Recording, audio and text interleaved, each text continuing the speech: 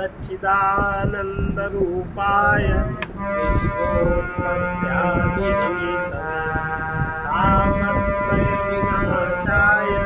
श्रीकृष्णाय वयं चैतन्यं शाश्वतं शान्तं व्योमातीतं निरञ्जनं ज्ञानगुरुकलातीतं तस्मै श्रीगुरुवे सर्वरूपमयी देवी सर्वं देवी अतोऽहं विश्वरूपां तां नमामि परमेश्वरी। कल हम लोगों ने सुना कि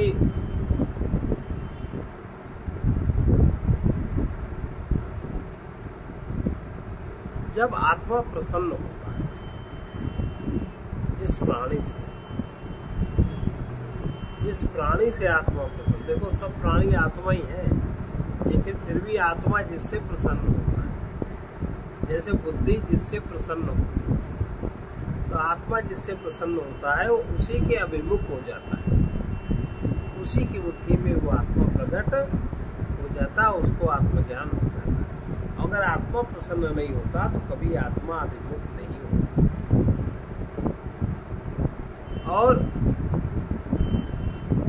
आत्मा की उपलब्धि जब हो गई तो उसे अपना स्वरूप प्रकट करने के लिए, उसका स्वरूप प्रकट हो उस व्यक्ति में, फिर आत्मा ऐसे परमार्थदर्शी के साथ क्या होता है, तो जो परमार्थदर्शी है उसके साथ बाकी उसकी पर्सनालिटी में, उसके मन में, बुद्धि में, इंद्रियों में, शरीर में, चित्तांकार में क्या होता है। इस प्रकार जो परमार्थदर्शी की यदा सर्वे प्रमुच्यन्ते कामायेशरदिशता अथ मर्त्यो अमृतो भवति यत्र ब्रह्म समश्नुते। उस समय क्या होता है, उसकी सारी कामनाएं छूट जाती, जो कामनाएं हृदय में आश्रय लिए हुए हैं वो सब कामनाएं अपने आप छूट जाती, उसके लिए उसे कोई प्रयत्न, जैसे कामनाओं को बंधन बंधाओ और गांठ खोल के अपने आप हो जाता है। उस समय वो मरते अमर हो जाता है और इस शरीर से ही वो ब्रह्म भाव को प्राप्त हो जाता है और उसका बोध जागृत हो जाता है। ये जागृत बोध कभी भी कहीं भी ठीक से रहता है। अब जिस समय संपूर्ण कामनाएं कामना योग्य अन्य पदार्थ का अभाव होने के कारण छूट जाती हैं, कामनाएं छिन्न भिन्न हो जाती हैं। सोचो ये कितनी तीव्र स्थिति, छिन्न भिन्न हो जाती हैं, जो कि बोध होने के पूर्व बुद्धिमान के हृदय में, बुद्धि में आश्रित रहती है। उनका आश्रय हृदय में बुद्धि है, क्योंकि बुद्धि ही कामनाओं का आश्रय है। कामनाओं का आश्रय आत्मा नहीं, कामनाएं बुद्धि में रहती है। हर व्यक्ति कामनाओं का रक्षण अपने विचार से करता है। अगर उसका विचार न हो तो उससे आत्मीयता न हो। निर्विचार कामनाएं थोड़ी ना होती। अपने विचार से जो हमें हमारे योग्य लगता है, हमारे योग्य लोभ लगता है तो हम लोभ का संरक्षण करते हैं। हमारे योग्य हमें मोह लगता है, मतलब हमारा जो अंतर सांचा है उस तरह का बना है, तो उसमें ही वो चीज रह सकती है। और जब वो सांचा नहीं बना रहता तो वो चीज नहीं रह सकती। तो हम जिनका संरक्षण करते हैं, जो हमें उपयोगी लगता है, ये चीज हमारे लिए उपयोगी है, हम उसको बांधे रहते हैं। लाख सुनने पर, लाख कहने पर, लाख समझने पर हम वो नहीं छोड़ते। कहीं छोड़ते, हम जिसको पकड़ लेते हैं उसको पकड़े रहते हैं। फिर वो बुद्धि में आश्रित, बुद्धि विचार पूर्वक उनको आश्रय देती है, अविचार पूर्वक नहीं। विचार पूर्वक सोच समझ करके वो उसमें अपने में आश्रय देती है, क्योंकि बुद्धि ही कामनाओं का आश्रय है, आश्रय स्थान है, आत्मा नहीं है। जैसा कि कामना और संकल्प, कामना संकल्प और उसके साथ संशय, और संशय जब समाप्त होता तब श्रद्धा जागृत होती, और श्रद्धा के साथ संशय नहीं चलता, श्रद्धा के साथ विश्वास होता है। कामना, संकल्प और संशय, ये तीन चीजें, ये सब बुद्धि में आश्रित रहते हैं और मन के द्वारा इनका काम होता है। ये सब फिर आत्म साक्षात्कार, वो जब तक बुद्धि उसको चाहती है, प्राणी चाहता है, उनका संरक्षण करता है, और वो अपने में स्थित परमात्मा का, आत्मा का संरक्षण नहीं करता, तो उसकी आत्मा उससे प्रसन्न, बुद्धि उससे प्रसन्न और मन उससे प्रसन्न नहीं होते, क्योंकि वो उसी में पीछे पीछे लगा रहता है। उसके लिए उसके पास समय नहीं है। ये बहुत ही पतित स्थिति है, मनुष्य के जीवन में पतित स्थिति है। और फिर जो आत्म साक्षात्कार, जब ये चीज जब समझ में आती है, जब उसके परमार्थ उसको प्राप्त होता है, जब छिन्न भिन्न सब कुछ हो जाता है, अंतर जगत का छिन्न भिन्न होने से जो आत्म साक्षात्कार से जो मरण धर्म था, हम बने रहे, हमारे पास सब बना रहे, जीवन किसी सब इकट्ठा करता था, वो मरण धर्म था। वो जीव आत्मज्ञान होने के बाद उसमें जो अविद्या, जो कामना, जो संकल्प, जो संशय, इनसे युक्त जो कर्म था, इससे अविद्या, कामना, संकल्प और संशय, इन चार चीजों से युक्त जो उसका कर्म होता था, कर्म रूप मृत्यु का नाश हो जाता और प्राणी अपने अमरत्व को जान लेता, आत्मा उसका उससे प्रसन्न हो जाता।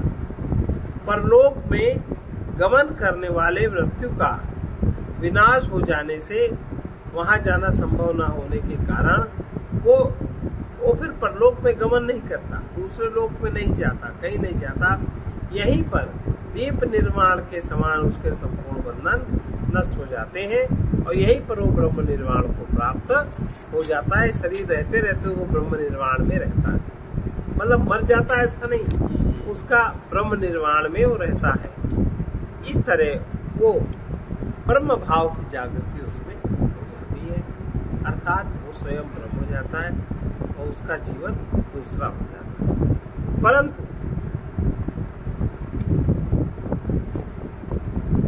अगर ऐसे कोई प्रयास करना चाहे, करते हैं लोग, तो कदा पुनः कामानाम मूलतो विनाशा, परंतु कामनाओं का समूल नाश कब होगा, उसकी जड़ कब करें? यदा सर्वे प्रविद्यन्ते, यदा सर्वे प्रविद्यन्ते, हृदयस्येह ग्रन्थयः, हृदयस्येह ग्रन्थयः, अथ मर्त्यो अमृतो भवति, अथ मर्त्यो अमृतो भवति, एतावदनुशासनम्, एतावदनुशासनम्। जिस समय इस जीवन में ही हृदय की संपूर्ण ग्रंथियों का छेदन हो जाता है, जिस समय, जो पिछले श्लोक में कहा, जिस समय संपूर्ण ग्रंथियों का छेदन हो जाता है, उस समय मरण धर्म अमर हो जाता है। बस जिस समय हो जाता है, अब वो कौन सा समय है आत्मा के प्रसन्न होने का, कौन सा समय है बुद्धि के प्रसन्न होने का? जिस समय यहाँ जीवित रहते हुए ही इसके हृदय की, बुद्धि की संपूर्ण ग्रंथियां कौन है? रजोगुण से उत्पन्न काम, क्रोध, लोभ, मोह, मद, मत्सर, ईर्ष्या, द्वेष, कलह, क्रोध, निंदा, ये जो मूल ग्रंथि, इसमें अविद्या है। अविद्या, कामना, संकल्प और संशय, ये चार ग्रंथियां मुख्य है। संपूर्ण ग्रंथियां अर्थात दृढ़ बंधन रूप अविद्या जनित प्रतीतियां छिन्न भिन्न हो जाती, अविद्या जनित प्रतीतियां छिन्न भिन्न हो जाती हैं।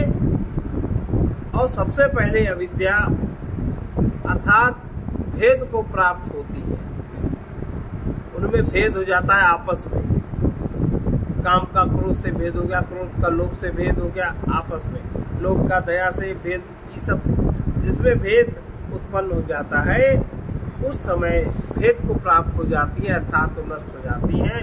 तब मैं ये शरीर हूँ, ये मेरा धन है, मैं सुखी हूँ, मैं दुखी हूँ इत्यादि इस प्रकार के अनुभव अविद्या प्रत्यय है। अविद्या प्रत्यय, प्रत्यय माने सारी दुनिया की ये अनुभव एक से है। जो जो अविद्या में ग्रस्त है उनके सबके चिन्ह यही मिले। प्रत्यय माने चिन्ह, ये सब अविद्या प्रत्यय है। और इसके विपरीत ब्रह्मात्म भाव के अनुभव की उत्पत्ति, मैं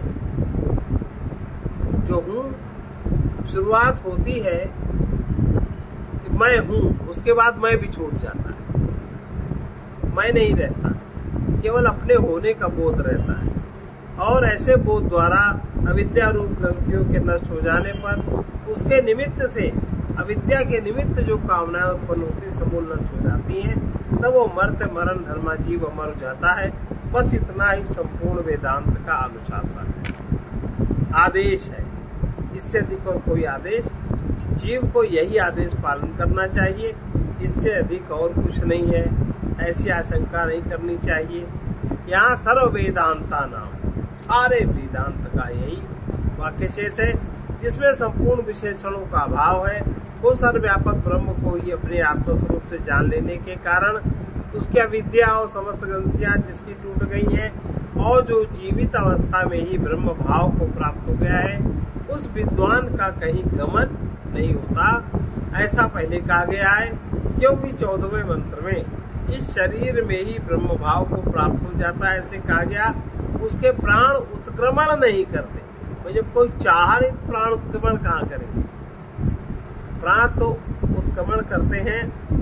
आपको चाह है तो आपका पुण्य बल है या पाप बल है, वो उधर ही प्राण जाते, उधर ही प्राण के साथ आपका सूक्ष्म देह जाता है।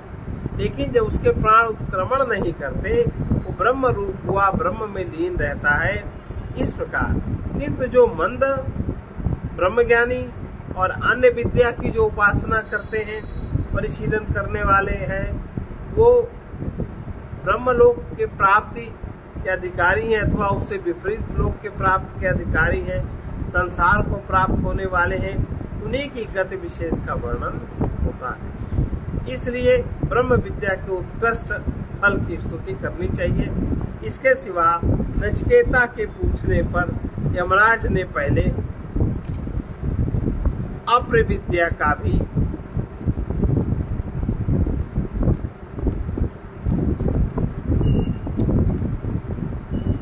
वर्णन किया था।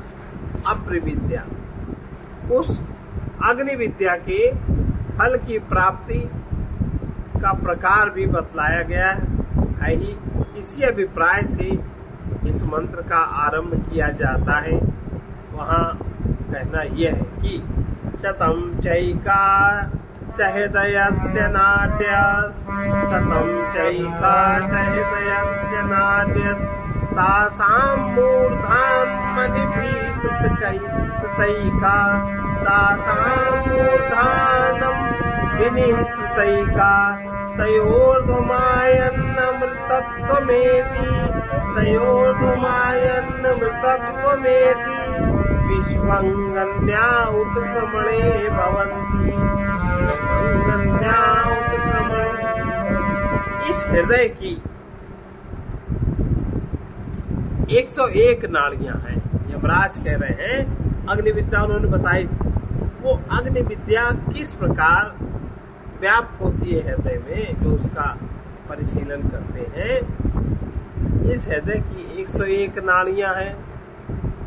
उनमें से एक मूर्धा का भेदन करके बाहर को निकली हुई, एक नाड़ी मूर्धा का भेदन करके बाहर को निकली हुई है। कौन नाड़ी बाहर निकली?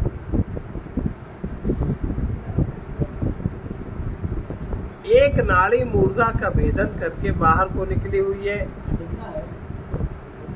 उसके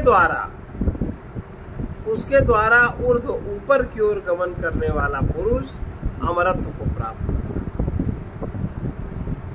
जो उसके द्वारा ऊर्ध्व गमन, जिसके प्राण निकलते हैं, वो चक्र बताएंगे वही नाड़ी है। अमरत्व को, अमर पता नहीं, इसमें तो नहीं लिखा, अमृत को प्राप्त होता है। शेष विभिन्न गतियुक्त नाड़ियां जो 100 नाड़ियां हैं, और जो 100 नाड़ियां हैं जो जिनकी विभिन्न गतियां होती हैं, उत्क्रमण प्राणोत्सर्ग की हेतु होती हैं, और पुरुष के हृदय से 100 अन्य सुषुम्ना नाम की एक नाड़ी, इस प्रकार 100 नाड़ियां शिराएं निकली हैं। उनमें सुषुम्ना नामनी नाड़ी मस्तक का भेदन करके बाहर निकल गई है। अंत काल में उसके द्वारा आत्मा को अपने हृदय देश में वशीभूत करके समाहित करे। जिसने कभी जिंदगी में नहीं किया, जिंदगी में हिसाब करता रहा, धन का, संबंधियों का, परिवार का, समाज का, जिंदगी में जो करता रहा वही स्वप्न में करता है, और जो स्वप्न में करता वही उसको स्थिति बनती है। कुछ नहीं कर सकता कोई। उस नाड़ी के द्वारा ऊर्ध्व ऊपर की ओर जाने वाला जीव ये आत्मा को हृदय देश में वशीभूत करके उसको समाहित करे, और उस नाड़ी के द्वारा ऊपर की ओर जो जीव जाता है वो सूर्य मार्ग से अमृत तत्व अपेक्षित अमरण धर्मत्व को प्राप्त होता है। वो सूर्य मार्ग से, मान लो किसी को ऐसा होता है, सही रहते उसने प्रयास किया और उसको नहीं हुआ आत्मज्ञान या ब्रह्म ज्ञान, तो उसका बिल्कुल तैयारी पे है वो, और उसका शरीर छूट गया, प्रारब्ध की बात है, तो बाद में ये क्रिया, शरीर छूटने के बाद ये क्रिया होती है। और अगर उसका प्रारब्ध जबरदस्त है, शरीर नहीं छूड़ा, उसको बहुत, तो शरीर में ये क्रिया हो जाती है, शरीर में ही ये क्रिया उसको हो जाती है। ऊपर की ओर जाने वाला जीव सूर्य मार्ग से अमृतत्व अपेक्षित अमरण धर्मत्व को प्राप्त हो जाता है। जैसा कि संपूर्ण भूतों के क्षय पर्यंत रहने वाला स्थान, जहाँ पर कोई भूत नहीं रहता, वो अमृतत्व कहलाता है। इसी स्मृति से प्रमाणित होता है, अथवा यह भी तात्पर्य हो सकता है कालांतर में ब्रह्मा के साथ ब्रह्मलोक के अनुपम भोगों को भोग कर मुख्य अमृतत्व को प्राप्त करता है। इसके सिवा जिसकी गति विविध भांति की है, अन्य नाड़ियों 100 नाड़ियों की गति विविध प्रकार की है, ऐसी अन्य नाड़ियां प्राण प्रयाग की हेतु होती है। प्राण उनके जो वृत्तियां जीव में होती है, उस वृत्ति के सहारे वो उस योनियों को प्राप्त करता है, अर्थात वे संसार प्राप्ति के लिए होती है। मुख्य रूप से 100 वृत्तियां, 100 नाड़ी, एक एक वृत्ति के अनुसार एक एक प्राणी की जो गति प्राप्त होती है वो एक एक नाड़ी से प्राप्त होती है। वो सीधा भी उसका सूक्ष्म संबंध उस प्राणी के गर्भ से होता है, जीव से। इधर सीधा इधर से हुआ, सीधा वो उसमें गया, से संपर्क टूटता नहीं। बहुत गंभीर बात है। अगर ये ना हुआ तो वो तो निश्चित है, नहीं तो इतने पशुओं प्राणियों में भोग देखो है, मनुष्य कितने भोगवाता है। अभी ये जो त्योहार होता है उसमें कितने कटते, भोग तो है उनका भी कुछ संपर्क है जो कर रहे हैं। कोई आज तक रोक पाया, प्रयास बहुत कहाँ रोक।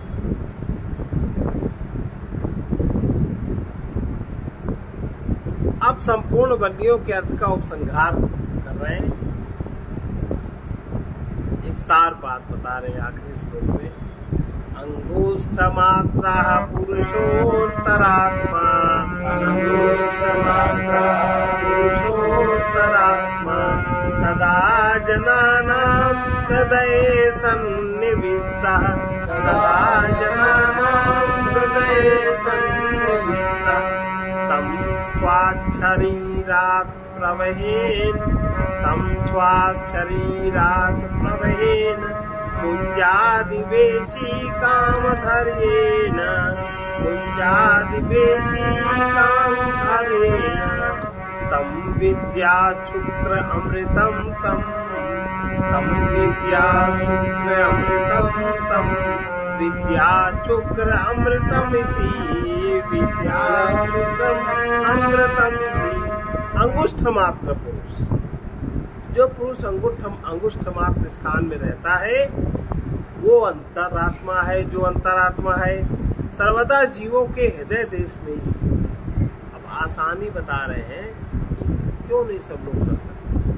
मूंज में सीख के समान उसे धैर्य पूर्वक अपने शरीर से बाहर निकाले, अपने शरीर से अलग करे, अर्थात शरीर से पृथक करके अनुभव करे। उसे शुक्र अर्थात शुद्ध और अमृत रूप समझे, उसे शुक्र और अमृत रूप समझे। अंगुष्ठ मात्र पुरुष, इसकी व्याख्या हो चुकी है, जो जीवों के हृदय में उनका अंतरात्मा है, उसे अपने शरीर से बाहर करे, ऊपर नियंत्रित करे अर्थात निकाले, शरीर से पृथक करे। किस प्रकार पृथक करे, इस पर कहते हैं धैर्य और अप्रमाद के साथ। इस प्रकार अलग करे जैसे मूंज के भीतर उसमें रहने वाली सीख अलग की जाती है। शरीर से पृथक किए हुए उस अंगुष्ठ मात्र पुरुष को ही पूर्वोक्त चिन्मात्र विशुद्ध अमृतमय ब्रह्म जाने। यहाँ तम विद्या शुक्रम अमृतम इस पद से दुरिक्ति और इति उपनिषद की समाप्ति के लिए है। अब विद्या की स्तुति, जीवन में विद्या की स्तुति करें, अविद्या की स्तुति न करें। विद्या की स्तुति के लिए आख्यायिका के अर्थ का उपसंहार करते हैं। मृत्यु प्रोक्ताम नचिकोथ लब्ध्वा, प्रोक्ताम नचिकेत लब्ध्वा, विद्यामेतां योग विधिं चकृतस्नम्, विद्यामेतां योग विधिं चकृतस्नम्। ब्रह्म प्राप्तो विरजो भूति मृत्यु, ब्रह्म प्राप्तो विरजो भूति मृत्यु। रण्यो अप्येवं यो विदध्यात्मैव, रण्यो अप्येवं यो विदध्यात्म। मृत्यु की कही हुई, यमराज द्वारा कही हुई इस विद्या और संपूर्ण योग विधि को पाकर नचिकेता ब्रह्म भाव को प्राप्त और विरज धर्माधर्म शून्य, विरज माने धर्माधर्म शून्य और मृत्युहीन हो गया। दूसरा भी जो कोई अध्यात्म तत्व को इस प्रकार जानेगा वो भी वैसा ही हो जाएगा। मृत्यु की कही हुई इस पूर्वोक्त ब्रह्म विद्या और कृष्ण संपूर्ण योग विधि को उसके साधन और फल के सहित वर प्रदान करने के कारण मृत्यु से प्राप्त करना नचिकेता क्या हो गया, इस पर कहते हैं ब्रह्म भाव को प्राप्त हो गया अर्थात तो मुक्त हो गया। किस प्रकार, इस पर कहते हैं विद्या प्राप्ति के पहले विरज धर्माधर्म से रहित और भी मृत्यु काम और अविद्या से रहित होकर मुक्त हो गया, ऐसा इसका तात्पर्य है। केवल नचिकेता ही नहीं बल्कि नचिकेता के समान। और नचिकेता के समान का क्या मतलब, उतनी श्रद्धा जिसमें हो, उतनी जिज्ञासा जिसमें, उतनी त्वरा हो। नचिकेता के समान, नचिकेता ही नहीं बल्कि नचिकेता के समान जो दूसरा भी आत्मज्ञानी है, अर्थात जो अपने देहादि के अधिष्ठाता उपचार शून्य प्रत्यक्ष स्वरूप को यही तत्व है ऐसा अप्रत्यक्ष रूप से नहीं ऐसा जानता है, जो उक्त प्रकार से अपने उसी अध्यात्म रूप को जानता है, अर्थात जो उसी प्रकार जानने वाला है, वो भी विरज धर्माधर्म से रहित होकर ब्रह्म प्राप्ति द्वारा मृत्युहीन हो जाता है। इस प्रकार अब शिष्य और आचार्य की प्रमादकृत अन्याय से विद्या के ग्रहण और प्रतिपादन में होने वाले दोषों की निवृत्ति के लिए शांति पाठ करते। ओम सहना भवतु सहनौ भुनक्तु सह वीर्यं करवावहै तेजस्विनावधीतमस्तु मा विद्विषावहै। ओम शांति शांति शांति। परमात्मा हम आचार्य और शिष्य दोनों की साथ साथ रक्षा करें, हमारा साथ साथ पालन करें, हम साथ साथ विद्या संबंधी सामर्थ्य प्राप्त करें, हमारा अध्ययन किया हुआ तेजस्वी हो और हम आपस में द्वेष न करें।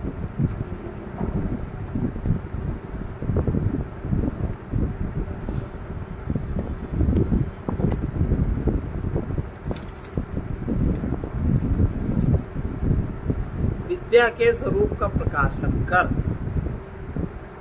विद्या के स्वरूप का प्रकाशन हो और हम दोनों की साथ साथ रक्षा करें। कौन रक्षा करे? इस पर कहते हैं उपनिषद प्रकाशित परमेश्वर। जो परमेश्वर उपनिषद में कहा गया, जो आप मानते हो वो नहीं, वो तो खुद ही सृष्टि के अंतर्गत है। जिसको आप मानते हो, देवी देवता भी तो सृष्टि के अंतर्गत है, वो क्या रक्षा करेगा? उसकी भी अपनी सीमा है। इस पर कहते हैं उपनिषद प्रकाशित परमेश्वर की हमारी रक्षा करे तथा उसके फल को प्रकाशित करे और हम दोनों का साथ साथ पालन हो। हम अपने विद्याकृत वीर्य सामर्थ्य को साथ साथ संपादित करें, प्राप्त करें और हम तेजस्वियों का जो अध्ययन किया हुआ है वो सुपठित हो और अथवा तेजस्वी हो। हम लोगों ने जो अध्ययन किया है वो अत्यंत तेजस्वी होकर वीरवान हो। हम शिष्य और आचार्य परस्पर द्वेष न करें, अर्थात हम प्रमादकृत अन्याय से अध्ययन और अध्यापन में हुए दोषों के कारण परस्पर एक दूसरे से द्वेष न करें। शांति शांति, इस प्रकार शांति शब्द का 3 बार उच्चारण आध्यात्मिक आदि संपूर्ण दोषों की शांति के लिए किया जाता है। इत श्रीमद परमहंस परिव्राजकाचार्य गोविंद पाद भगवत पूज्य पाद शिष्य श्रीमदाचार्य श्री शंकर भगवता कृतौ कठोपनिषद भाष्ये 2य अध्याय 2य वल्ली समाप्ता। इति कठोपनिषदार 2य अध्याय समाप्ता।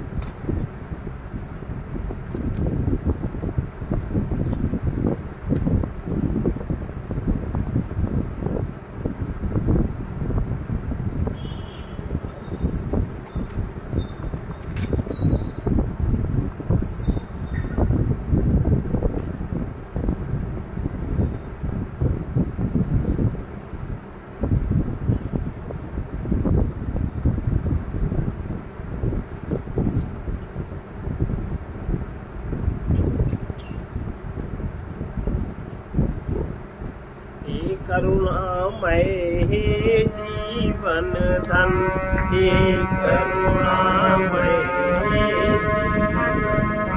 प्रेम निधे अनुपम महान तुम, प्रेम निधे अनुपम महान तुम, पूर्ण समर्थ दया निधान तुम, पूर्ण समर्थ दया निधान तुम में ही सर्वस्व समर्पण, तुम में ही सर्वस्व समर्पण, हे करुणामय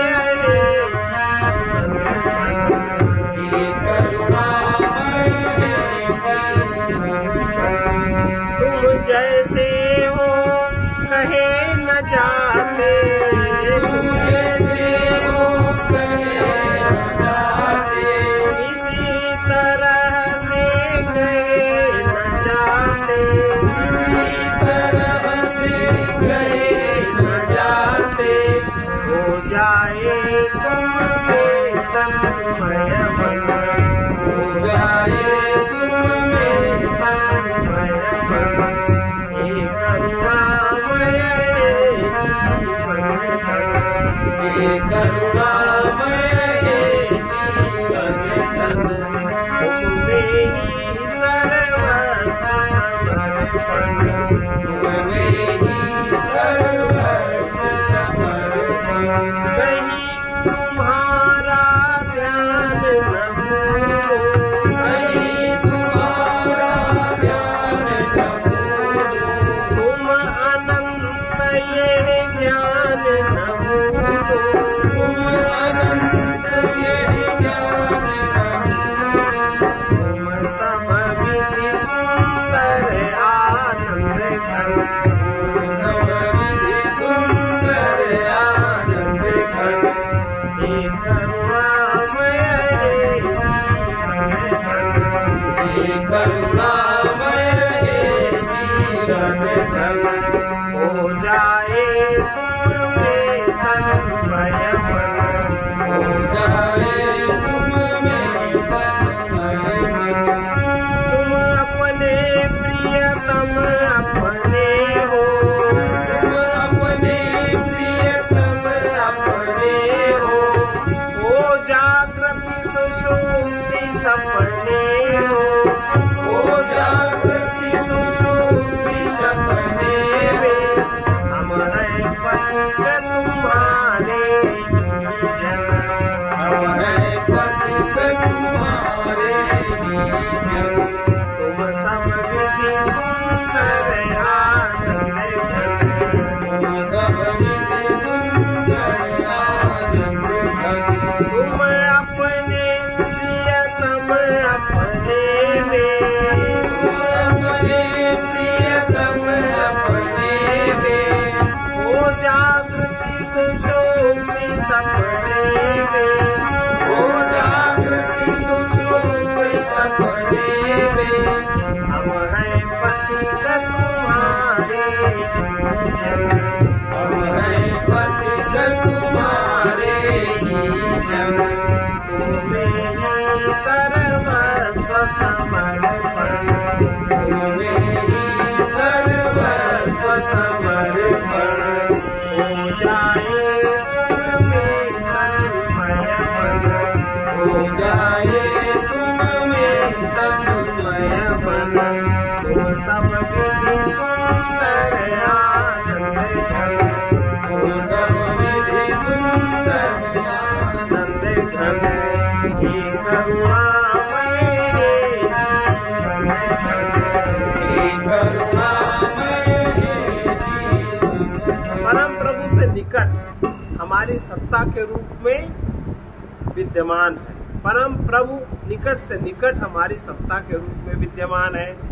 जो साधक नित्य प्राप्त प्रभु को तीर्थों में, मंदिरों में तथा अवतरित नाम रूपों में देखते देखते जब तक स्वयं में नहीं देख लेता, तब तक उसको कहीं विश्राम नहीं मिलता।